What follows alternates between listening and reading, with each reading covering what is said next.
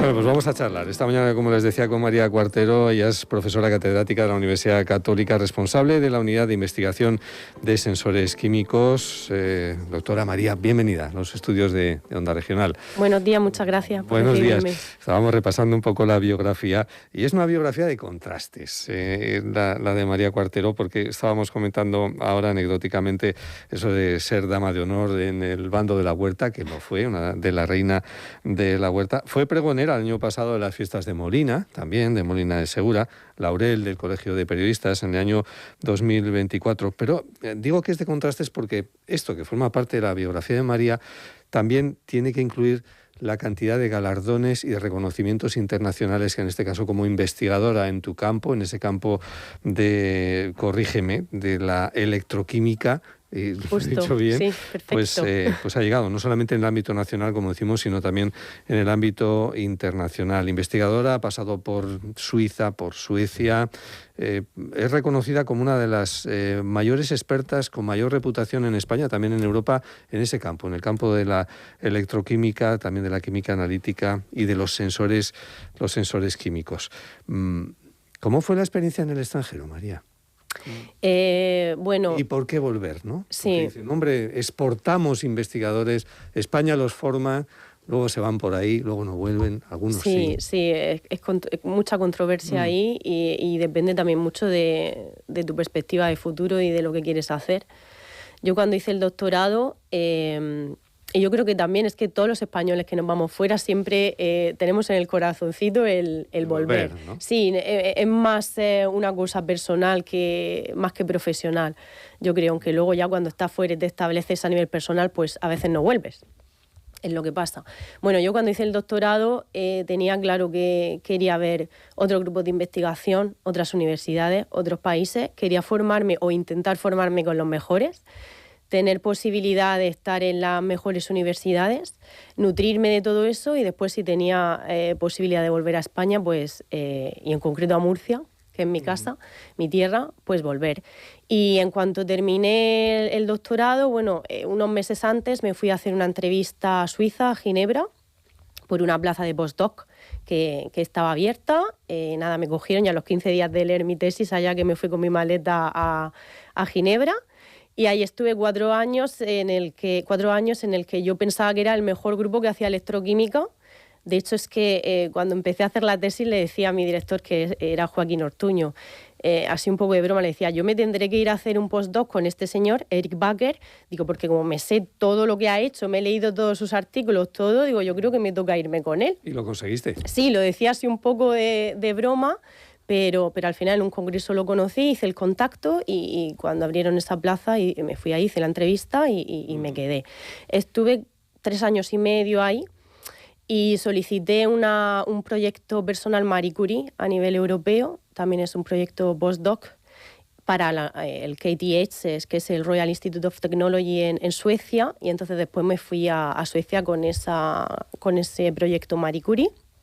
Y casi terminando el proyecto Marie Curie, tuve la suerte de conseguir un proyecto ERC de casi 2 millones de euros para jóvenes investigadores, y eso fue lo que me dio el impulso total para establecerme como investigadora joven independiente, abrir mi grupo de investigación en Suecia y crecer y después por volver a Murcia a continuar con ese proyecto desde la UCAM.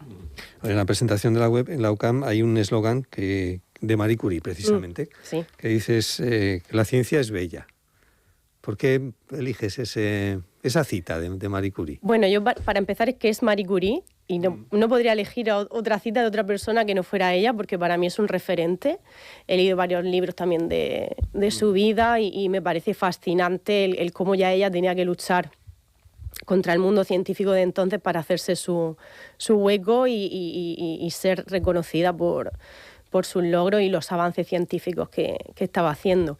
La ciencia es bella, es preciosa, es vida, nos da tecnología, nos da avance, nos da seguridad, nos da muchas cosas y la ciencia es bella porque es lo que a mí me motiva también para cada día ser lo mejor profesional que puedo dentro del ámbito de la investigación. Yo me levanto por las mañanas no pensando que voy a trabajar, sino que voy a hacer ciencia, que voy a hacer algo bello por la sociedad. Y siempre pienso, si de todos los sensores químicos que hacemos, solo uno llegara 100% a la sociedad y a cambiarla o transformarla o ayudarla un poquito, yo sería la más feliz del mundo. Si nos están escuchando los oyentes, dirán los sensores. María habla de los sensores químicos, yo también lo he hecho. Y yo ayer también me preguntaba, digo, bueno, a ver, esto de los sensores químicos, claro, cuando vi, por ejemplo, y le ha podido pasar a un oyente esta mañana, que se ha ido a, como se suele decir, a ver el nivel del azúcar, y se ha pasado una tira por el dedito. Exacto. Dice, pues eso es un sensor químico. O si alguien tiene una piscina y de repente dice, a ver cómo va de cloro, y mete también una cintita allí de colorines, ese es otro sensor químico, ¿no? Luego está mucho más cerca. Estamos tocando la realidad todos los días del campo que estás investigando, ¿no, María? Sí, así es. Y luego otros ámbitos. Análisis clínico, el análisis de sangre lleva parcialmente la utilización de sensores. Tendría infección de orina. Por ejemplo, esas tiras reactivas o los análisis de iones en la sangre. Cuando vamos a pasar la ITV del coche y miran si los gases contaminan. Sí, hay muchos sensores químicos alrededor nuestro y más que quedan por hacer. De esos vamos a hablar, de esas líneas de investigación. Decías en 2022, y ahora entramos con una de las noticias por las que María Cuartero fue actualidad hace poquito, creo que decías en el año 2022, en alguna entrevista, decías, mi sueño es poder contribuir a regenerar el Mar Menor.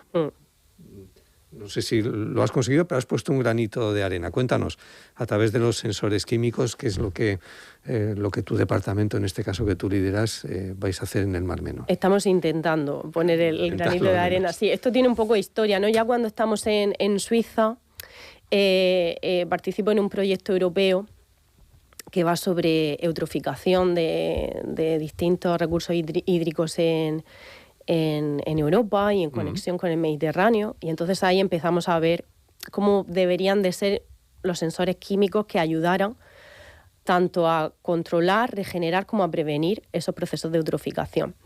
Luego, cuando estoy en Suecia, me encuentro que en el mar Báltico también está ese problema de eutroficación, pero por un compuesto que se llama fosfato, mientras que aquí en el Mar Menor es el nitrato.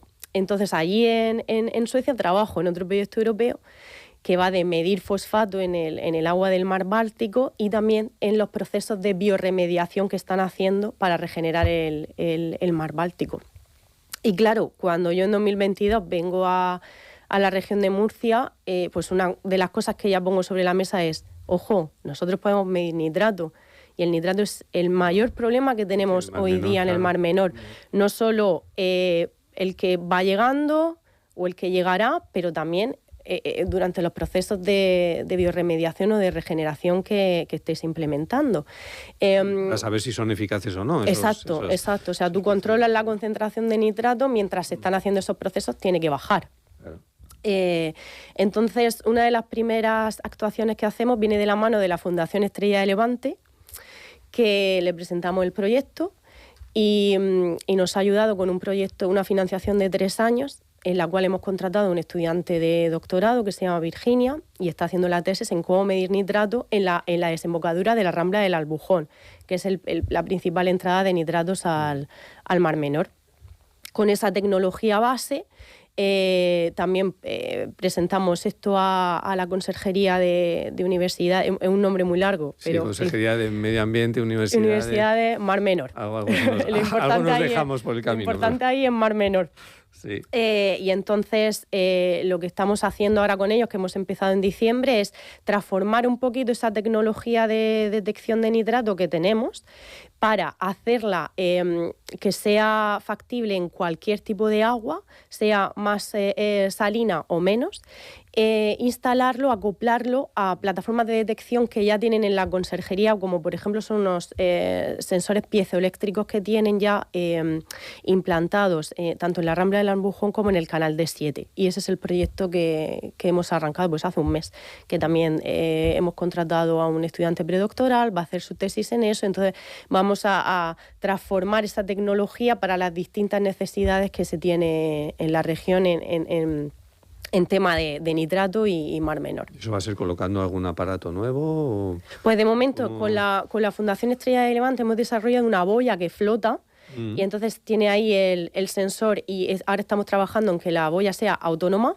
en que esté midiendo el nitrato en tiempo real y en continuo y tirando esos datos para una visualización en tiempo real, que claro, lo que se hace hoy día en la región es se va al recurso hídrico, por ejemplo, la Rambla del Albujón, se recoge una muestra, esa muestra se lleva al laboratorio, en el laboratorio se analiza y después se dan los datos. Ahí hay una pérdida de capacidad de actuación durante todo ese proceso porque no está el dato ahí en tiempo real, ¿no? Y además son datos medidos en ciertos momentos del día y de la semana. En este caso sería datos constantes, ¿no?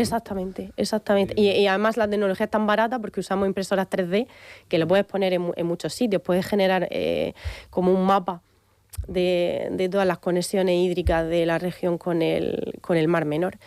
Y esa es también la bondad de los sensores químicos que investigamos. O sea, nosotros lo que queremos es descentralizar la información. O sea, no queremos coger una muestra de sangre y llevarla al laboratorio, coger una muestra de agua y llevarla al laboratorio. No, nosotros queremos que el sensor esté en esa muestra de sangre, en esa muestra de agua, en ese coche tirando gas, etcétera, que es un poco qué pasa con los sensores de glucosa, que la persona lo puede usar en casa. No manda la gotita de sangre al laboratorio a que lo analice, ¿no? Pues esa descentralización de datos es lo que tienen que aportar los sensores químicos. En el Mar Menor, pero también en otros ámbitos, en el ámbito del deporte y la nutrición, estáis también trabajando con algún tipo de sensor químico, ¿no? Exacto. Creo que leí que se coloca como debajo de la piel y mide la sudoración. Explícanoslo. Sí, porque, sí, María, pero está muy bien informado, me alegro muchísimo. Sí, nosotros queremos poner en valor la composición química del sudor. Porque hacer deporte y práctica física es como sinónimo de generar sudor. Entonces analizamos el sudor.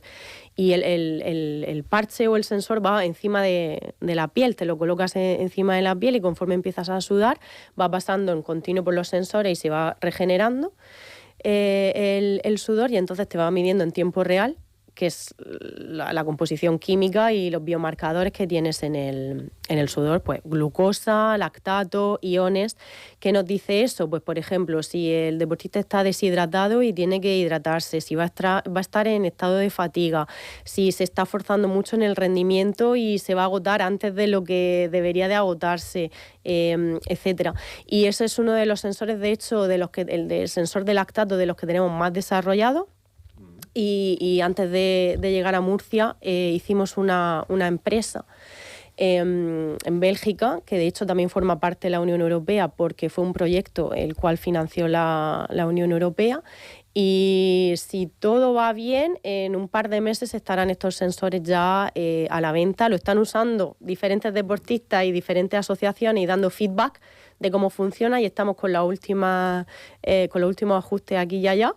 De hecho, los deportistas de la UCAM, por supuesto, todos los atletas marchistas en el COE, Comité Olímpico Español, que van a las Olimpiadas, también los han estado probando.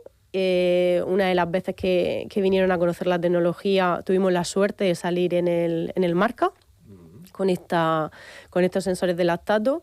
Y sí, pues si ese nivel de desarrollo que hemos conseguido en el sensor de lactato lo consiguiéramos con el nitrato en el Mar Menor y otros sensores que estamos desarrollando, pues es lo que perseguimos. Vendría bien los que hacemos algo de pruebas de esfuerzo en estas cosas, vendría ideal, porque tienes el parche y ese parche se supone, por ejemplo, que te mandaría la información directamente a este tipo de relojes. A un reloj o al móvil. Que te mide un montón de cosas, ¿no? Y aparte de eso te daría esa información. Exacto. Vamos al camino de la investigación. ¿Hasta qué punto es la ciencia ficción o no? Leía también... No me digas que estoy bien documentado, que he leído muy poquito, pero sobre las microagujas, ¿sí? ¿No? Que es como otro estadio de lo que pueden ser los sensores químicos. E incluso yo creo que tienes hasta pensada cómo podría ser una unidad de cuidados intensivos, sí, solamente con 2 agujitas de estas. Sí. en los pacientes, sin necesidad de nada. Cuéntalo. Sí, y especialmente para niños y recién nacidos, porque un problema que tenemos ahí, aquí vienen dos cosas de la mano. En la UCI lo que se quiere es tener muchísimos datos en la monitorización del paciente y datos inmediatos, porque el tiempo es oro ahí. Y luego el tema de recién nacidos es que es muy difícil conseguir sangre, orina, cualquier muestra de fluido biológico de los recién nacidos. Una chiquitina, ¿no? Claro. Y especialmente si son prematuros. Entonces, claro, con estas microagujas lo que estamos haciendo es evitar los análisis de sangre, evitar los análisis de orina. Estas agujas miden debajo de la piel en el líquido intersticial. El líquido intersticial tiene la misma composición que la sangre. Entonces, in situ, sin tener que simplemente pinchar un poquito con esa microaguja al paciente, te da la misma información que si hicieras un análisis de sangre. Entonces, claro, es muy rico el poder conocer cómo evolucionan todos esos biomarcadores y todos esos parámetros en continuo en una UCI o en un bebé que nace con la bilirrubina alta, por ejemplo, y tiene ictericia. Y que hoy día no se controla, o sea, se controla como puntualmente, ¿no? 1 o 2 veces al día, y entre medias se pierde información y fuerza en el tratamiento y también en el diagnóstico. ¿Y en qué fase está ese proyecto? Pues esa fase está en fase de que tenemos la tecnología desarrollada, está aprobada a nivel de laboratorio y a nivel de animales, en concreto con ratas, y ahora estamos en fase de aplicar para todos los permisos éticos necesarios para poder probarlos en humanos, que no es fácil. Primero en humanos y después en niños, que no es nada fácil. ¿Pero por qué comentas que no es nada fácil? Pues requiere mucha documentación, no sé, ¿quién nos tiene que dar los permisos? Exacto, además, pues yo es que no me encargo 100% de eso porque no es mi especialidad, pero luego al fin del día el investigador o el profesor de universidad es una persona muy versátil, que no solo damos clases e investigamos, tenemos que entender de permisos éticos, de burocracia, de muchísimas cosas. Entonces hay gente en la universidad que se encarga de gestionar esto, pero bueno, como es un dispositivo que no es como el del sudor va por encima de la piel, este va por debajo, en algún momento lo tienes que introducir o implantar en el paciente, se considera que es un dispositivo clínico, entonces tiene que pasar por, si no me equivoco, por la agencia del medicamento y etcétera, y eso lleva un tiempo. Su tiempo, más bien años. Y luego, claro, y luego organizar todos los pilotos que estén de la mano de médicos para que todo vaya bien, etcétera, etcétera, sí. Pero llegaremos. Sí, llegaremos. Me falta preguntarte por los nanosensores. Wow, sí, además es que ha sido de más grande a más pequeño, ¿no? Sí. ¿Qué son los nanosensores, María? Pues los nanosensores son sensores químicos súper pequeñitos, que son tan pequeñitos que pueden medir dentro de una sola célula. A mí de los nanosensores me apasiona. Yo creo que a día de hoy es mi favorito, mi predilecto. Pueden medir dentro de una célula. Y eso es muy rico porque a la hora de probar un fármaco para una enfermedad o algún tratamiento para el cáncer, por ejemplo, solo con conseguir un biomarcador que sabes que va a variar drásticamente si se está recuperando esa célula cancerígena, pues puedes saber mucho mejor si ese tratamiento está bien, no, el fármaco está bien, no. Entonces te da una información muy valiosa a nivel clínico para seguir con esos desarrollos clínicos. O sea, ya no es un sensor que vayas a usar tú en tu casa o el señor de la ITV, es un sensor para dar salida a la investigación clínica. Y entonces creo que por eso también me apasiona mucho esa parte de los nanosensores. Para terminar, ¿cómo está el panorama de la investigación, María? Si levantamos un poquito la vista, ¿no? Aquí en el conjunto de España, has estado en Suiza, has estado en Suecia, ¿tienes elementos de comparación? Sí, tengo elementos de comparación y son en cada uno de estos 3 países es totalmente diferente cómo va la investigación, cómo se financia y también las expectativas y también pues el porcentaje que el gobierno nacional o regional en cada país invierte. Aporta, ¿no? Sí, algo en común es que hay una conciencia buena, un nivel positivo y que también el ciudadano de a pie está cada vez más concienciado de que se tiene que invertir en ciencia, que la ciencia no es el futuro, es el presente, y que necesitamos de esta tecnología para avanzar, y eso es muy bueno. Y algo muy positivo es como los medios de comunicación de la región de Murcia, atención. Exactamente, y nos dais nuestro rinconcito, y eso es mucho de agradecer. María Cuartero, gracias. Señales horarias de las 10.